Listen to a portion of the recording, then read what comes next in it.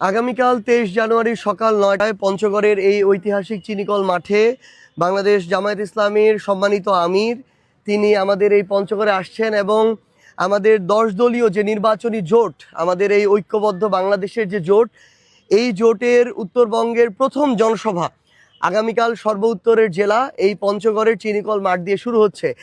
আমরা মনে করছি যে পুরো পঞ্চগড় জেলার লক্ষ লক্ষ মানুষের একটি জনসমাগম আগামীকালকে এখানে হতে যাচ্ছে, যেখানে ইনশাআল্লাহ তিল ধারণেরও কোনো ঠাঁই থাকবে না।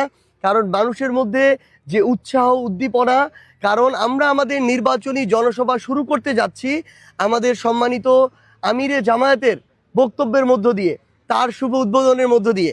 আজকে 22 তারিখ আমাদের নির্বাচনী জনসভা শুরু হওয়ার কথা ছিল, কিন্তু আমরা আজকে এটা রাখিনি।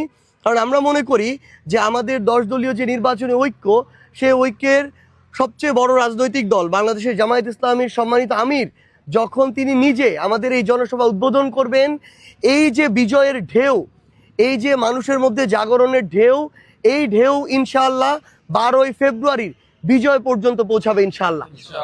এবং পুরো শুধু পঞ্চগড় নয়, পুরো বাংলাদেশের প্রত্যেকটা মানুষ কিন্তু এখন পরিবর্তনের পক্ষে।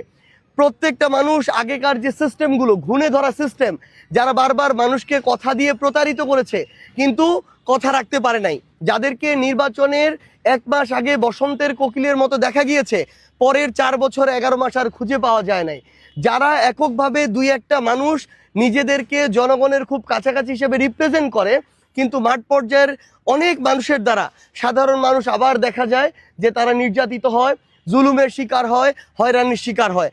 আপনি মাঠ পর্যায়ে কৃষকের কাছে যান, শ্রমিকের কাছে যান, মজুরের কাছে যান, প্রত্যেকেই পরিবর্তনের পক্ষে। প্রত্যেকের বিবেকের মধ্যে অভ্যুত্থান বিপ্লবের যে বার্তাটা সেটা পৌঁছে গিয়েছে। মানুষ এবার আর দল মার্কা দেখে, পরিবার দেখে, কে কোন পরিবারে জন্ম নিয়েছে এসব দেখে আর ভোট দিবে না।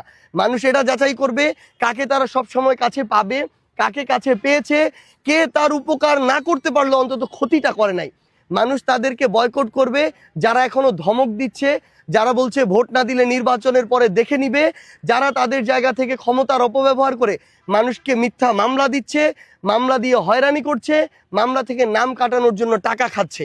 এই সকল যারা জনবিমুখ মানুষ, এই সকল মানুষ যারা জনগণের ভোগান্তির কারণ, তাদের সবাইকে এবার মানুষ বয়কট করবে। এবং আমরা ইনশাআল্লাহ বিশ্বাস করি আমাদের সম্মানিত আমিরে জামায়াত পঞ্চগড়ে আসার মধ্য দিয়ে যে গণজোয়ার তৈরি হবে, সেই গণজোয়ার বাংলাদেশের সর্ব উত্তরের জেলা পঞ্চগড় থেকে শুরু করে সর্বদক্ষিণের জেলা কক্সবাজার পর্যন্ত ছড়িয়ে পড়বে। 1,47,570 কিলোমিটারে ছড়িয়ে পড়বে। এবং ইনশাআল্লাহ এই 10 দলীয় ঐক্য জোট ঐক্যবদ্ধ বাংলাদেশকে নিয়ে, বাংলাদেশের মানুষকে সাথে নিয়ে আগামীর বাংলাদেশে সরকার গঠন করবে ইনশাআল্লাহ।